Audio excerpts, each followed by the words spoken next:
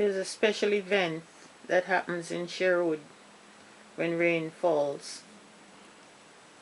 Yeah, the summer months produce occasional rain, and when it does rain, it would be a special time for children to have lots of fun. They would run around in the rain and frolic in puddles that accumulate, puddles of water that accumulate, and some of them would even try to swim in these puddles and have fun. Now, parents would discourage them doing that due to concerns of drowning.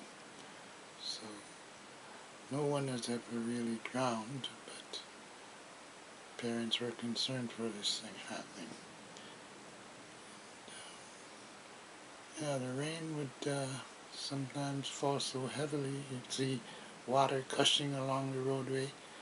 Oh, great amounts of water would be gushing along the roadway, and children would be frolicking all over the place, playing whatever games they play as in the rain, in the pouring rain. And after a rainfall, you could see many children running in crisscross patterns on the street heading for their homes.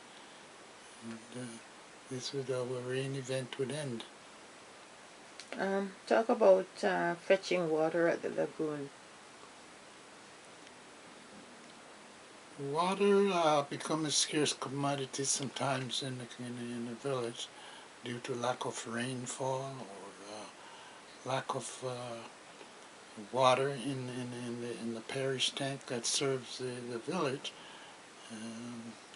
There was a humongous tank with a big catchment that serves the village with water whenever there's a drought.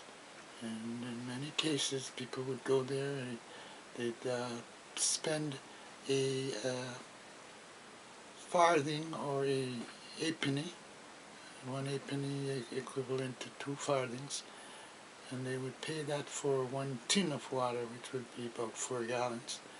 And this is how they would have water to use during the drought. And then sometimes the parish tank would go dry also, and then they had to go to the river for water. And so throngs of children, and sometimes children with adults, some children went with their parents, throngs of them would be seen going to the river, which was a little over a mile away from the village center. And they would go fetch their containers full, put it all on their heads, and this was how they transported it back home. Everybody would go, pour out their water into a big drum, and then the trek would start all over again to the river. And that was how we get water for dry summer months. What are some of the games that children play, boys and girls, in the community?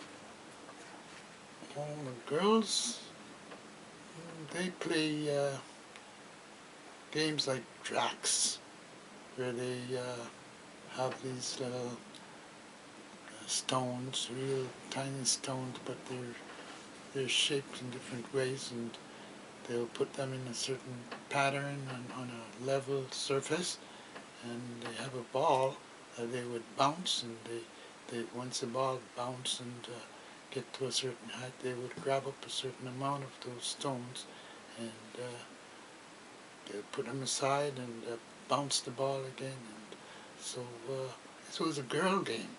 Guys never play jacks. Guys play marble. The boys played marbles, or they would play cricket in the ballpark. And sometimes they would do races, foot race. Yeah, that was part of the children's entertainment in the community. Yeah, and hide and seek. This was another pastime for children. They'd play hide and seek in the early evening, when it's getting dark. They hide and seek, so you can't find the next person because it's too dark to find them.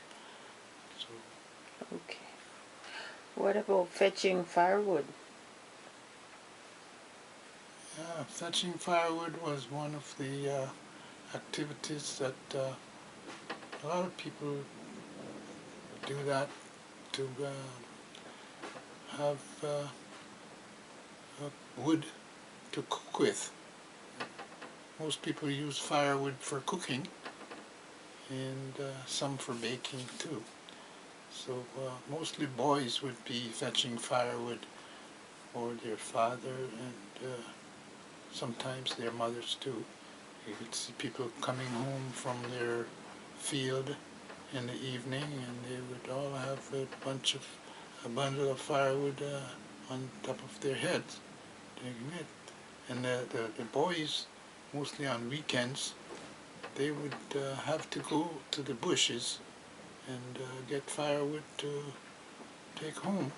So sometimes they form groups of boys going to the bushes to fetch firewood, and they would be coming out and playfully, some of them were singing their school songs, they're playing along, and make it a fun thing that everybody enjoys. So this was part of the whole community thing. How did people cook in those days? Well, cooking was done if you did not have a oil-burning stove.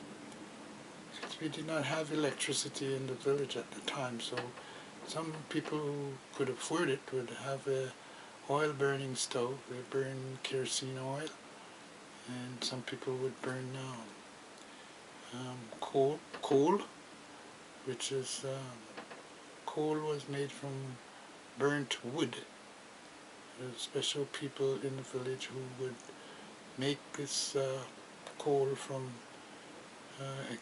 green wood. They would chop down trees in the bush and then they would burn the green wood into coal, and people would come and buy the coal from them, and that's how they would use it.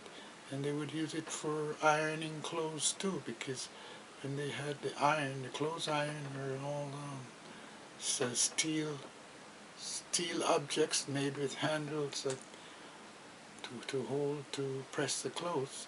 So in those days we didn't have electric irons, so people were using their coal iron, and they'll put it in the stove. They had what you call a coal stove, which was a cast iron object that could hold up to, in some cases, 12 irons, and they would make them get real hot. Some get so hot they become red, and then they had to put them inside and let them cool down a little before they can use them.